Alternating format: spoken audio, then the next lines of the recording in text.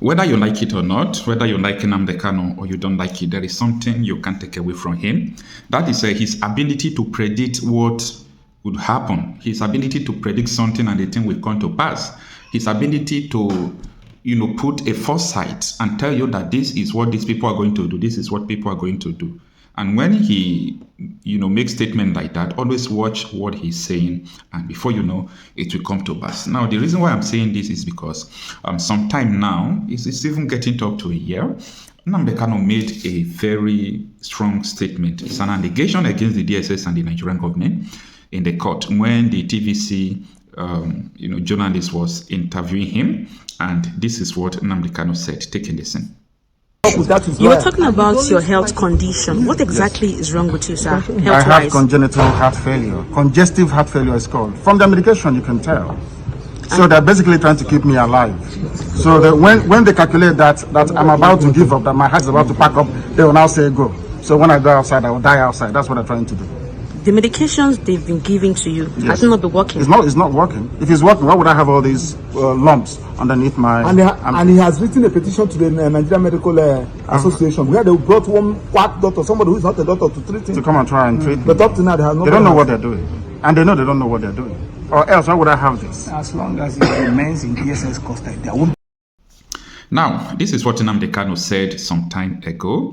And the behavior of the Department of State Service, the DSS, and the federal government now, it seems that everything is dancing towards what Nnamdi Kanu have said earlier.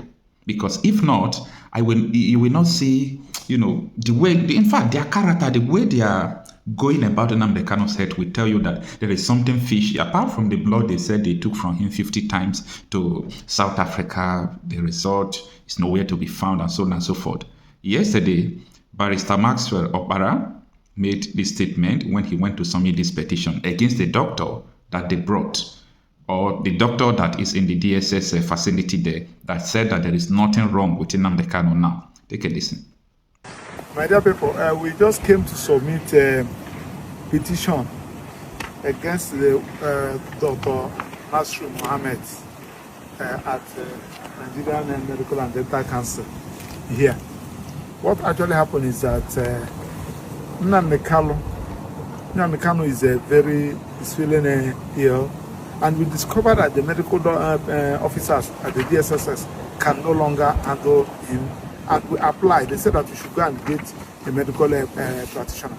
We have to engage Professor Emeritus, Professor Martin Anthony Ayaj, former provost of the University of Nigeria, Professor Emeritus, who has been there with over 50 years of medical experience. So he came, diagnosed Nnamdi Kanu, look at him, do everything about his medical issue, and come up with a report that Nnamdi Kanu's potassium is high. He had a lot of medical complications, and they needed to be moved out to National Hospital. They will have a specialist to treat him. So based on that, we apply. The DSS refused. We apply to vacation court for vacation court to give us an order for us to move him to National Hospital. Only for one Dr. Nasir Mohammed, a medical officer with the DSS, came up and deposed an affidavit that Nnamdi Kanu is comfortable in DSS, that nothing is happening for him, and countered the report given by Professor Emeritus, Professor Ayaj.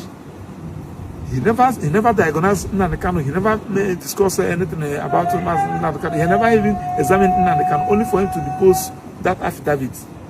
And based on that counter affidavit, vacation court now was unable to hear us because they have filed counter affidavits.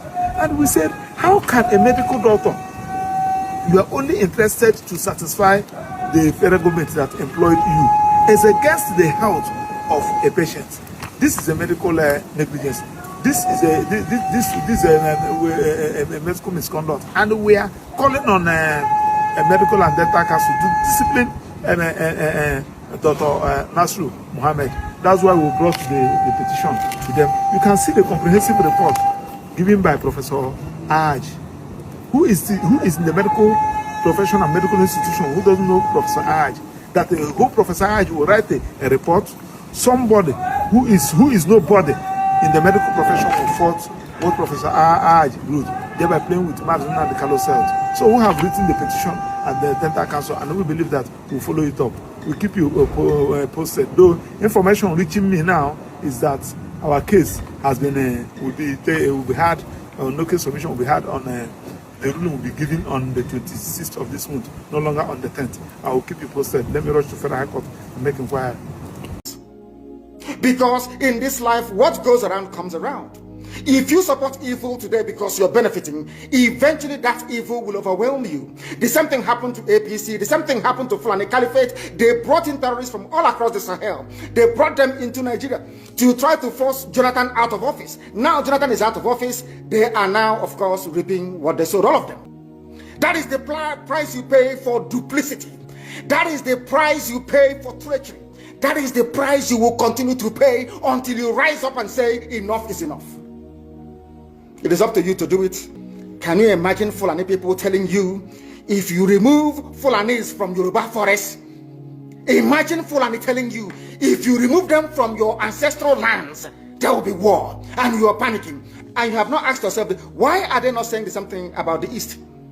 Why did they not say to Eastern Security Network? Why did they not say to me, if you don't stop evacuating Fulani terrorists from the forest, there will be war? Because they know, they understand psychologically that you don't have what it takes to resist them.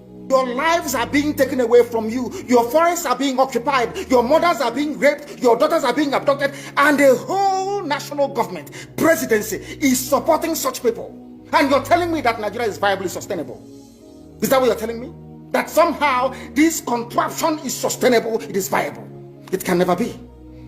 Because the more you stay in one Nigeria, the more you are inviting the Fulanis to take over your ancestral lands, to take over your villages, and to make life a misery for you. That is the end game. That is the outcome. If you doubt me, go and do a bit of research. Ask yourself, who are the Hausa people? Who are the Nupe people? Who are the Bachama people? All of these people were steamrolled by the Fulani march to the Atlantic Ocean. And now they're in Yoruba land. They're in their forests. They are in their forests. And who is going to drive them away from there? If not the Yoruba youths. Forget about your useless governors. Your elders are very strong. I love Yoruba elders. The way they behave, the way they talk. Very, very strong. They said they support Akeredolu. This is the governor of Ondo State. They support him in what he's doing. People must come out to say that enough is enough. When you travel to the north, do you live in the forest in the north? The Igbo people in Sabongeri in Kanu, are they living of course it's Hausa land, are they living in the forest? They came to the town, they work very hard, they build houses, they build mansions, they develop the entire place. Is that not what they do? What are Fulani people doing in our forest? Nobody can answer that question. They say that they're pastoralists. World aspiring to be a member of the UN Security Council, where you move cattle from place to place. Are you people well at all? You so-called Nigerians, are you normal in the brain? I'm asking you a simple question. Show me a country that aspires to be in the 21st century, moving cattle from place to place, telling me they're grazing. Which country is that? Please tell me. All of you don't have any shame. When you have people, an entire presidency coming out to defend a very primitive, archaic agricultural practice, then you know you're in very serious mess. You are in one almighty trouble, I'm telling you. People are in a mess. The Holland that you get your pig milk from, do they move cattle from Rotterdam to Amsterdam?